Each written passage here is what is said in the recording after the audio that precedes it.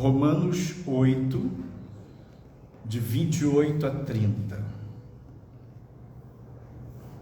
E sabemos que todas as coisas contribuem juntamente para o bem daqueles que amam a Deus, daqueles que são chamados por seu decreto. Porque os que dantes conheceu, também os predestinou para serem conformes à imagem de seu Filho, a fim de que ele seja o primogênito entre muitos irmãos. E aos que predestinou, a esses também chamou. E aos que chamou, a esses também justificou. E aos que justificou, a esses também glorificou. Esse capítulo 8 de Romanos, ele é uma riqueza, ele é de uma profundidade, ele é tremendo.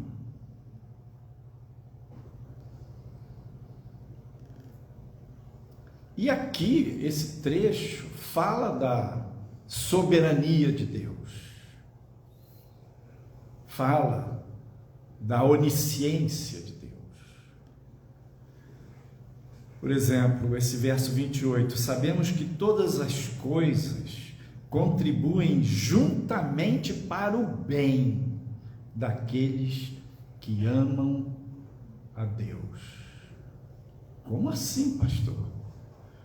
Todas as coisas, até aquelas coisas difíceis, ruins, até aquelas coisas que o mal vem perpetrar contra nós, até as injustiças das pessoas, até os erros de terceiros,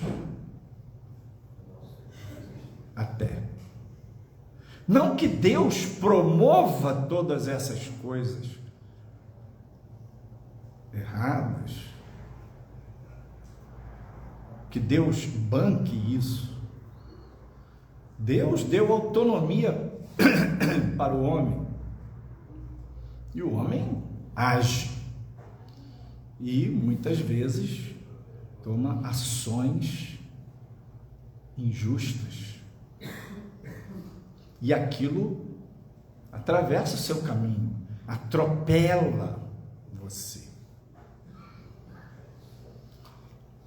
Todas as coisas cooperam para o bem daqueles que amam a Deus, porque na situação difícil, naquela contingência adversa, o Senhor age, o Senhor socorre, o Senhor lhe dá forças, o Senhor lhe ensina como lidar com aquela adversidade. E no fim das contas, aquilo coopera para o seu bem. Não que Deus em si, o tempo todo, aprove, apoie, promova o mal. Deus não promove o mal. Ele é bom e a sua benignidade dura para sempre. No verso 29 diz assim: porque os que dantes conheceu. Como assim? Deus conheceu antes. Na eternidade passada, Deus é aquele que sempre foi. Ele é o Todo-Poderoso, o onisciente, sabe todas as coisas. Ele é o grande eu sou. Ele é aquele que sempre foi. Então, imagine a eternidade passada. E este versículo começa dizendo: porque os que dantes conheceu, os que conheceu antes. Como conheceu? Na sua onisciência. também os predestinou, determinou, estabeleceu que sejam conformes à imagem do seu Filho. A Bíblia diz que Deus nos amou antes da fundação do mundo. Antes que tudo existisse, Deus desejou ter uma família. Antes que tudo existisse, Deus anteviu você, amou você, determinou que você fosse feito conforme a imagem do Filho de Deus, para que ele, Jesus, fosse o primeiro, o primogênito entre muitos irmãos. E aqueles que Deus predestinou, a esses também chamou. Deus chamou você.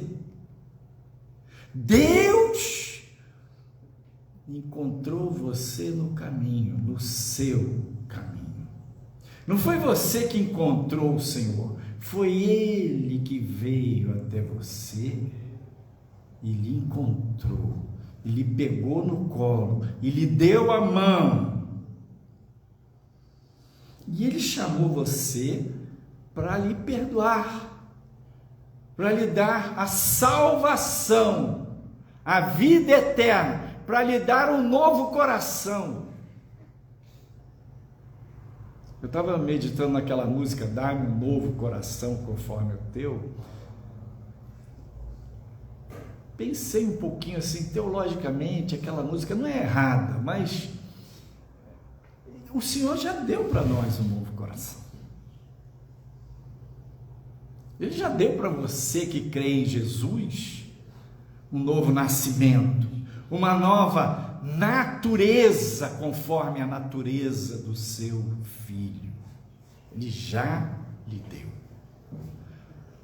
Poderia a ideia ser: Senhor, dá-me com que o meu coração esteja conforme. No fundo, a nossa alma está pegada ao pó, pegada à carne, ao velho homem, essas coisas todas, e o nosso coração está muito misturado. E o novo coração seria o quê? A nova natureza, o seu espírito, lá no fundo do seu ser, está totalmente unido ao Espírito de Deus. E este novo coração, esta nova natureza, pode reger a sua vida, a sua alma pode caminhar, crescer, aprender, tomar a cruz, se santificar, se arrepender e ir fundamentando o andar seu, o modo de viver nessa nova natureza, nesse novo coração. E aqueles que ele chamou, ele justificou. O que é Deus justificar? Eu já falei essa imagem aqui. Imagina que você está no vermelho, totalmente no vermelho. Você está com uma dívida gigante e a sua conta está totalmente no vermelho. Ultrapassou o cheque especial, O Senhor vem e perdoa seus pecados em nome de Jesus. E Ele tira você do vermelho. Ele zera as suas dívidas.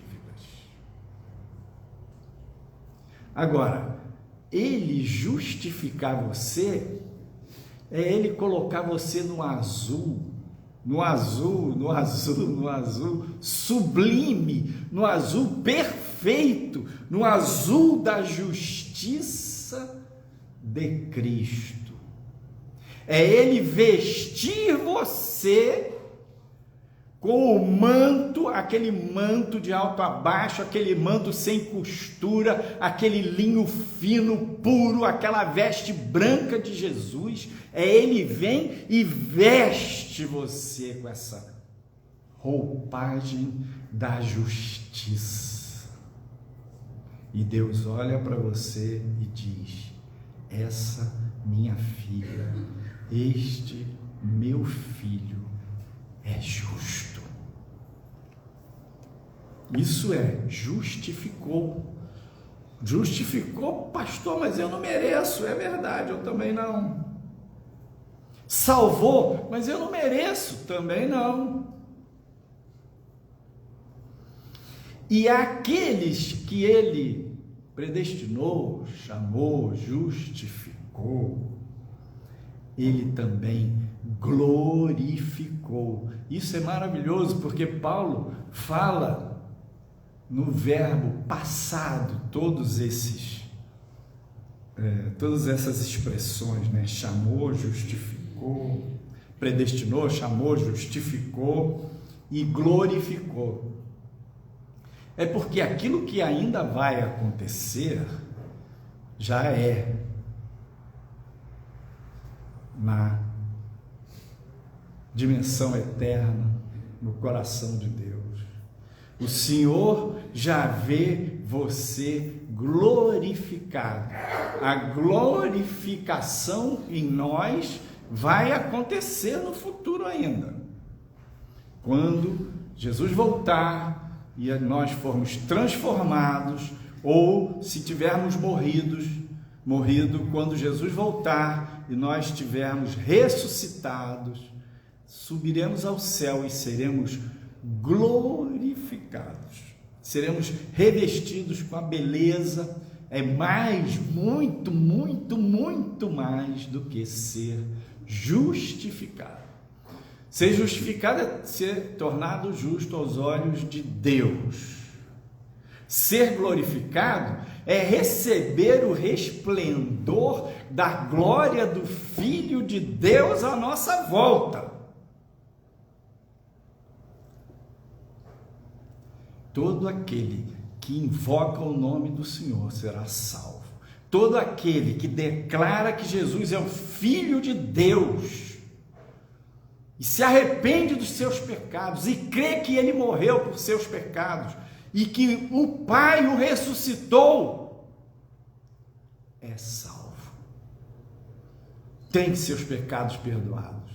Tem a vida eterna. Você é portador da vida eterna. E é muito bom saber todas essas coisas. É bom saber que tudo colabora para o bem daqueles que amam a Deus. Bom saber que Ele nos predestinou para sermos conforme a imagem do Filho de Deus. Jesus é o primogênito entre muitos irmãos e nós temos parte com Ele. Bom saber que Deus nos chamou, nos justificou e nos glorificou. Em Cristo Jesus somos salvos, herdeiros da vida eterna. Somos salvos pela graça, por meio da fé. Você é salvo e não fez por merecer. Você é perdoado e não fez por merecer. Você foi justificado, não fez por merecer. Você vai viver a eternidade com Cristo, não fez por merecer. E saber tudo isso nos traz descanso. A gente precisa aprender a descansar na graça, na soberania e na providência de Deus. Saber que Ele é o Todo-Poderoso, que todas as coisas estão sob o seu controle. Isso é muito bom. Ao mesmo tempo, em contraponto a toda essa verdade, Ele nos chama para sermos discípulos. Jesus diz: olha, se alguém quiser me seguir, negue-se a si mesmo, tome a sua cruz e siga-me.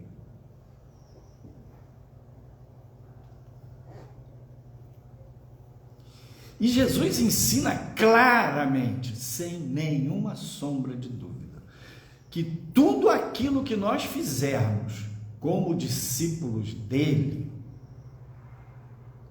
o Pai vai nos recompensar. Tudo! Até mesmo quando você se tranca no seu quarto, dobra o seu joelho e ora, o Pai vai recompensar você. Ora pela sua família, ora pelo Brasil, ora pelos seus colegas de trabalho, ora para que aquele parente seu se converta, ora pelo ministério da igreja, ora por aquela obra que o Senhor está abrindo. Quando você ora pelos interesses do reino de Deus, o Pai vai lhe recompensar. Jesus fala que até mesmo um copo de água que você dê, o Pai vai lhe recompensar. Então, o que eu queria chamar a atenção de você hoje aqui? A salvação e todo o desdobramento da salvação que está aqui em Romanos 8 é pela graça, por meio da fé. Agora, o galardão é pelas obras. E o que é galardão, pastor? Galardão é a recompensa. Galardão é a paga que Deus vai dar a você por tudo que você fez, por tudo que você faz, por tudo que você vai fazer. Galardão tem a ver com esforço. Galardão tem a ver com guerra. Galardão tem a ver com preço pago. Paulo diz em Coríntios assim, que no dia de Cristo, no dia do tribunal de Cristo, esse é um tribunal diferente, não é um tribunal de condenação, esse é um tribunal dos salvos. Todos que estarão no tribunal de Cristo são salvos pela graça. Porém, é tribunal por quê? Se todos são salvos. Estarão sendo julgados por quê? Se todos são salvos pela graça. Predestinados, chamados, amados, justificados, glorificados, agora no céu. Que tribunal de Cristo é esse, pastor? É o tribunal para determinar o galardão. É o tribunal para recompensar as obras. É um tribunal, é um julgamento. Apocalipse 14, verso 13 diz assim: e ouvi uma voz do céu que me dizia: escreve, bem-aventurados os mortos que desde agora morrem no Senhor. Sim, diz o Espírito, para que descansem dos seus trabalhos e as suas obras os sigam. Você já ouviu falar, né? Frase popular, né? Ninguém leva nada para o lado de lá. Você não vai levar nada, nem um tostão, nem uma moedinha. Obra de arte, ouro, tesouro, bens, imóveis. Eu digo uma coisa, você vai levar para o lado de lá as suas obras que você fez em nome do Senhor Jesus. As obras que você realizou como discípulo de Cristo, elas te seguirão. Elas vão ultrapassar os portais da morte e vão lhe acompanhar. E lá no tribunal de Cristo, essas obras estarão manifestas, serão visíveis aos olhos de todas as pessoas. E quando Deus lhe der a recompensa que Ele vai lhe dar, todos dirão: glória, glória, glória ao Senhor, porque é santo, santo, santo e justo e verdadeiro.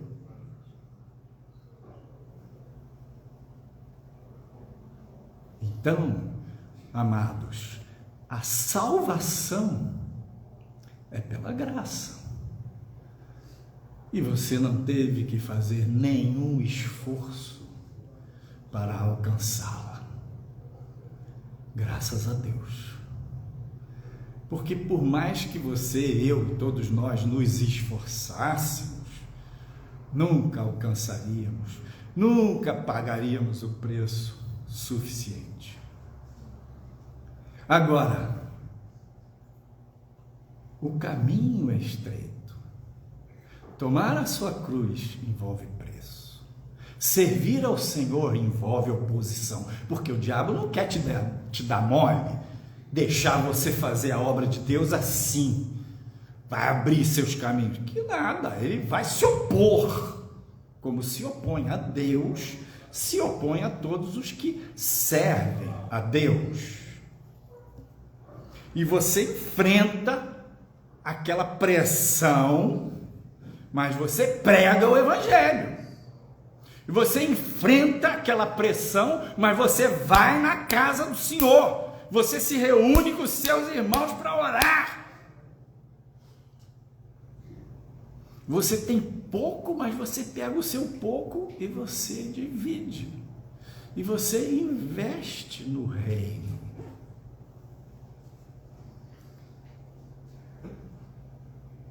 Jesus diz assim, creio eu que este versículo ele sempre foi muito estranho para mim.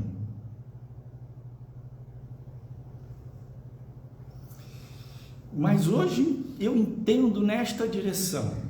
Lucas 16 diz assim, Jesus falando, a lei e os profetas duraram até João.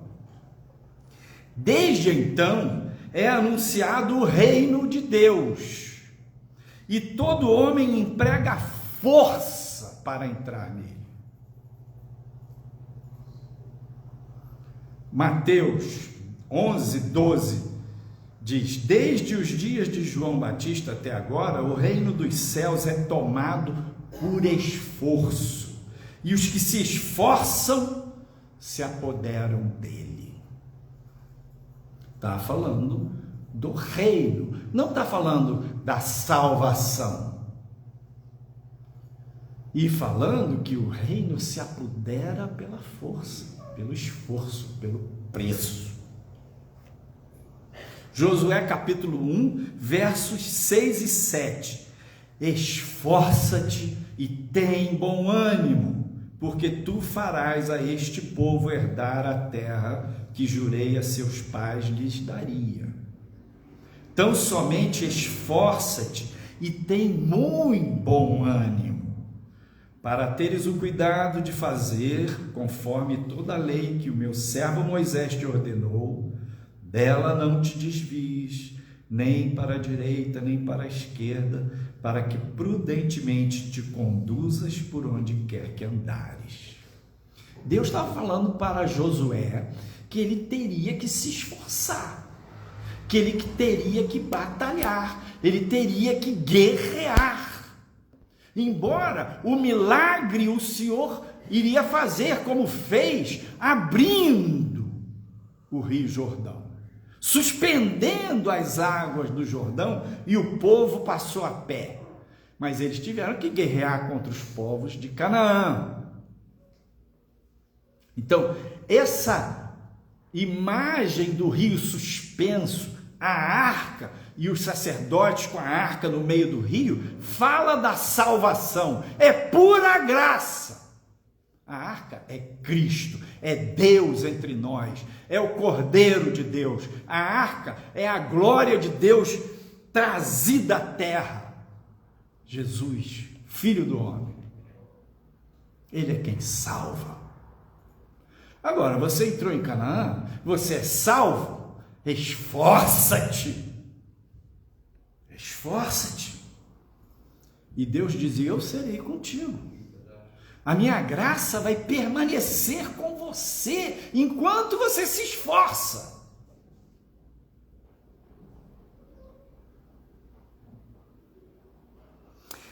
É interessante porque por trás, né, eu claramente sou um pastor cuja doutrina, teologia é arminianista. Eu creio no livre-arbítrio. Mas eu também creio na predestinação. Porque a palavra predestinação aparece na Bíblia muitas vezes. E a palavra livre-arbítrio não aparece nenhuma vez. Nenhuma vez, não existe essa expressão em toda a Bíblia.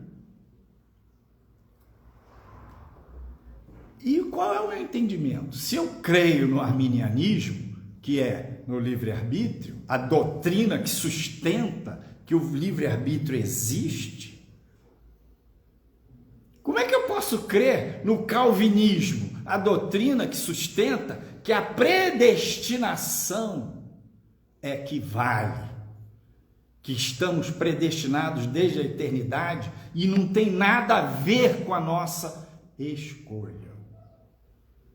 E quando os teólogos aprofundam essa temática, nós vamos ver que esses dois temas é água e óleo, num nível cada vez mais profundo, são doutrinas excludentes entre si.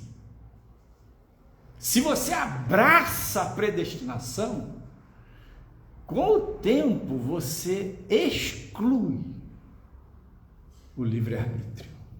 Se você abraça o livre-arbítrio, a noção de livre-arbítrio, a crença, com o tempo você exclui a predestinação. Mas eu sou arminianista calvinista. Eu creio no livre-arbítrio e creio na predestinação. Como é que arruma isso, pastor?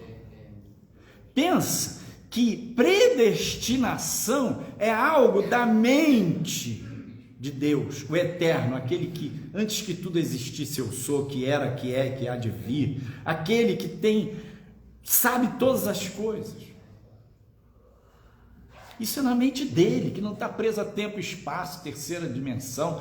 É ele. A Bíblia é a expressão dele, do coração dele, do amor dele, do pensamento dele. Só que ela vem reduzindo para a linguagem humana através da instrumentalidade humana para que os humanos pudessem entender.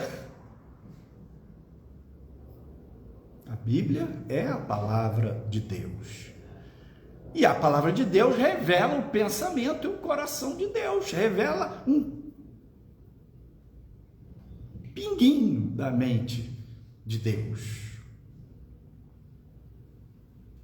Então, pensa assim, que a doutrina da predestinação não pode ser jogada fora.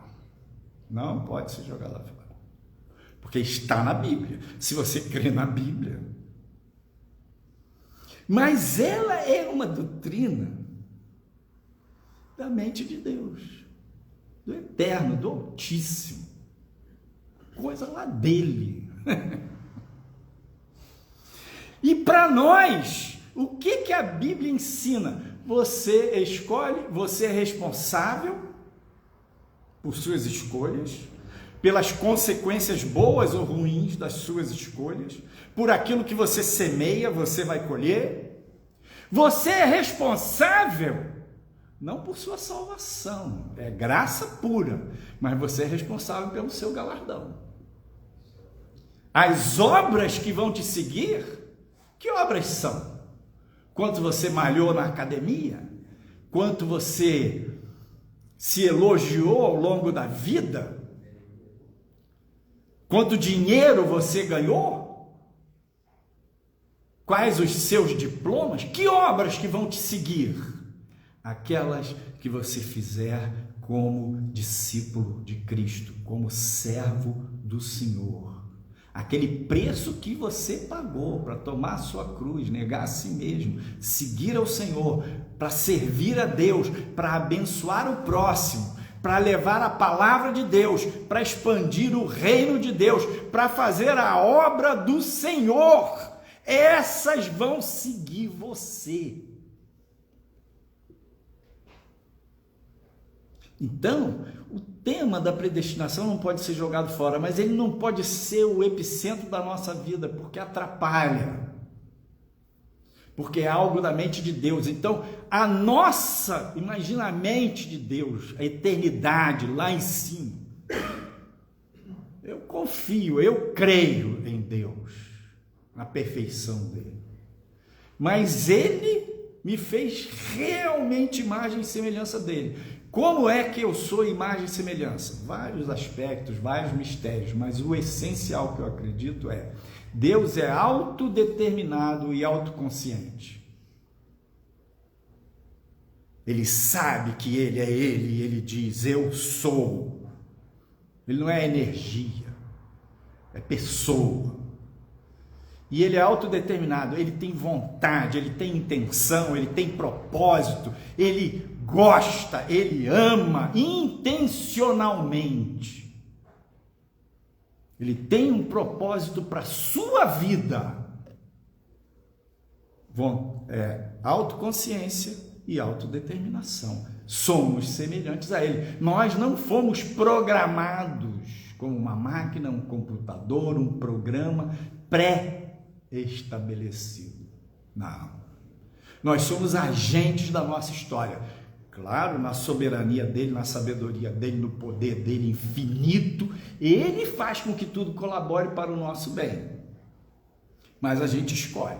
E ele fazendo com que tudo colabore para o nosso bem, e a gente escolhendo, no caldeirão disso tudo, ele vai fazendo a gente caminhar, crescer, ele vai nos ensinando, nos fazendo semelhantes ao seu Filho Jesus. Quanto preço você pagar, melhor. Porque chega lá no céu, essa etapa do predestinou, chamou, justificou, glorificou, a etapa do glorificou ainda não aconteceu. Então, esta etapa do glorificou vai depender do quê? No tribunal de Cristo vai depender das suas obras. E pensa, mas eu vou estar no céu, claro. Eu vou ser filho amado, com certeza. Eternamente. Semelhante ao Filho de Deus. Semelhante ao Filho de Deus. Mas digo para você, qual será o seu status no céu? Pastor, mas isso é um pensamento humano. É humano. É humano. Mas status tem diferença? Você tem escala de valores? Tem coisas mais importantes e menos importantes para você? Sim, hoje tem. Lá no céu também vai ter. E qual vai ser o seu status significa o tamanho do seu galardão. Vai ser desse tamanho, pequenininho. Tem que botar a lente de aumento. Foi salvo, entrou no céu raspando. Nota 4,99. 5, passou.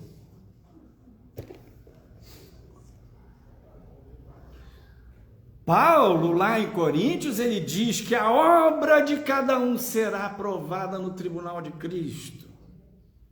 E obra de palha, de madeira, de feno, o fogo, vai consumir. Não é nada. Vai virar nada. Esforço para coisa nenhuma. Agora, tem obra que é feita em nome do Senhor, obra de discípulo de Cristo, obra daquele que segue, que paga preço, segue a Jesus. Não é religião, segue a Jesus. Essa obra de ouro, de prata, de pedra preciosa, está guardada para você, garantida para você pelo seu Deus. Ele é o fiador, ele é o garantidor.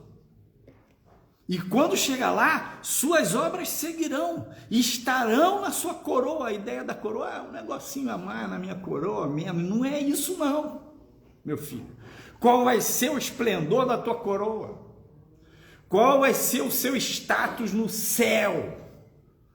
Qual vai ser a sua função, o seu papel? Você recebeu 10 talentos, rendeu 8. O outro recebeu 2, rendeu 2. Ele rendeu 100%, você rendeu 80%. Seu status vai ser menor do que o dele, garanto. Isso tem importância? Queridos, pensa bem. Depois que entrar lá, todo mundo vai correr na mesma velocidade. O mundo lá será perfeito eternamente. Não haverá mais mudança de status. Você se esforça para passar no concurso público, você tem um 3º grau, mas o concurso está muito difícil, aí você se inscreve para um concurso de ensino médio e você rala, e você passa. E lá dentro você continua estudando. E você aí faz um concurso. Às vezes tem alguns órgãos públicos que tem um concurso interno. Aí você faz aquele concurso para 3º grau. Ou você faz um de 3º grau já estando num mesmo exercício de 2º grau e você passa. Mudou o seu status. Melhorou a sua condição, a sua empregabilidade, melhorou o seu salário, você vai se realizar mais porque você estudou para aquilo, bota para fora seu potencial, seu talento, coisa linda. Conquista justa, merecida, resultado do seu empenho, do seu esforço. No céu não vai ter concurso. É aqui na terra. É enquanto você está aqui. Quando você passar para o lado de lá, não terá mais obra para fazer neste sentido. Qual a diferença que vai fazer? Total diferença. Muito grande. Não maior do que a diferença de ir para o céu ou para o inferno. Essa é a mais radical. Ir para o inferno, aí é horroroso. Agora, entrou no céu, todo mundo que crê em Jesus e declara que Ele é o Senhor e Salvador, e aceitou e batizou, é salvo.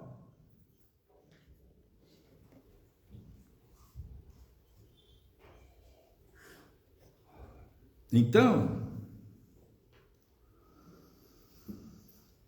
se você anda muito sobrecarregado, até mesmo com a obra de Deus, com muitas atividades, muito trabalho, pense na graça, pense na salvação, pense na eleição, na predestinação, pense que o Senhor ama você e aprenda a descansar no Senhor. Agora, se você anda acomodado, confortável na sua salvação, a salvação que o Senhor lhe deu, pela graça, e está tudo bem. Mas você está aquém, muito aquém do que poderia. Pense, como é que está a sua poupança no céu? Jesus fala nisso. Ele usa essa linguagem humana, esse pensamento humano para nos motivar. Ele diz, o teu pai vai te recompensar. Se você se esforçar, Deus vai te recompensar. Não junta tesouro na terra, junta tesouro no céu. Ora, pois, se a salvação é pela graça e eu estou salvo, vou juntar tesouro no céu para quê? Por causa do galardão, por causa do status que você vai ter lá diferente. O seu tesouro tem a ver com as suas obras que você faz em nome de discípulo. E lá no céu, essa diferença vai ser gigante e eterna, sem concurso público, sem mudança de status, para sempre. Então Salomão alerta assim, ó, presta atenção, toda obra que te der para fazer, faz-o conforme as tuas forças, faz-o com o teu melhor, porque para onde você vai não terá mais chance de fazer, a chance é aqui. Então, quando uma doutrina domina, quando uma doutrina da predestinação domina, invariavelmente os crentes vão devagarinho, se acomodando, se acomodam. Quando prevalece a doutrina do livre-arbítrio, responsabilidade pessoal, que bom, os crentes se esforçam, mas vão se esforçando de uma maneira, e o crente vira medroso, medo de ir para o inferno, medo disso, medo daquilo, medo do juízo, ficando apavorado o crente, se esforça, mas ele está apavorado, não descansa no Senhor. Então, a predestinação é real? É. Neste texto aqui, eu que sou arminianista, eu que creio no livre-arbítrio, eu tenho uma saída para essa contradição entre o céu e a terra, que é o verso 29, que diz, porque os que dantes conheceu, como Deus conheceu antes?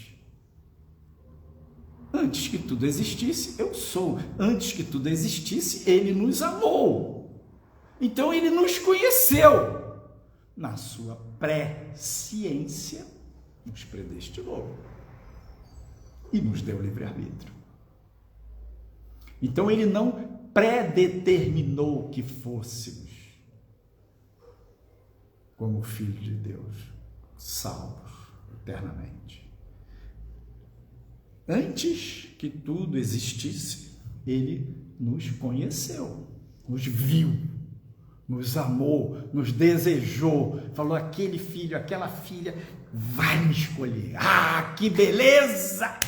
Esse filho é meu porque quis ser meu. Me amou, me escolheu, eu o amei. E o Senhor sagrado. Então, na minha cabeça, eu junto essas duas peças assim, essas duas dimensões da teologia bíblica. E quando eu estou muito pesado, cansado, desgastado, eu lembro que o Pai me chamou, me amou, me predestinou. E quando eu estou, que preguicinha, mas que cansaço. Estou mais ou menos. Deixou a Bíblia ali de lado. Quanto tempo você não lê essa Bíblia? Vai na igreja no dia que está um tempo bom. Se não vê pela internet, quando vê o culto, acorda, desperta, porque é por tuas obras que você será galardoado. Vamos orar. Senhor, é tão bom te pertencer, tão bom crer, confiar, saber que o Senhor é Deus, que o Senhor é real, que no Senhor a gente pode confiar totalmente. Queremos descansar nas tuas delícias, na tua presença, na tua graça, na tua misericórdia. Mas não queremos nos acomodar, papai. Não queremos o descanso da carne, acomodação da alma, na terra, nas coisas da terra. Queremos nos esforçar pelo teu reino. Queremos sair da nossa acomodação espiritual, da nossa leseira, da soneira, da canseira espiritual. E pedimos socorro, Senhor. Converte-nos e converter-nos-emos. Dá-nos um quebrantamento, um arrependimento. Ajuda-nos a mastigar, engolir, ruminar esta comida e nos arrepender de investir errado o nosso tempo, de investir errado o nosso dinheiro, de investir errado o nosso esforço. Ajuda-nos, papai. Nós te pedimos em nome de Jesus.